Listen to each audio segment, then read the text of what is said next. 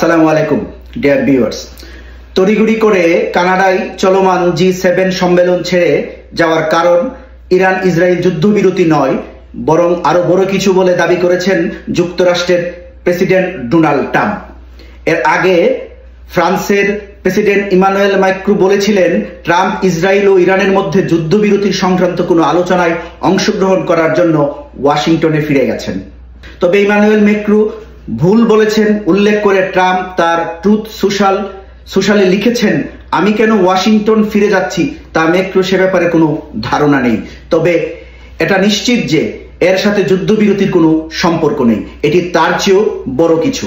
যদিও সেই ব্যাপারটি ঠিক কি তার বিস্তারিত কিছুই বলেননি ট্রাম্প তার পোস্টে, তবে তিনি পোস্ট শেষ করেছেন রহস্যময় ভাবে। স্টে টিউডট বা সাথেই থাকুন শব্দ লিখেছেন।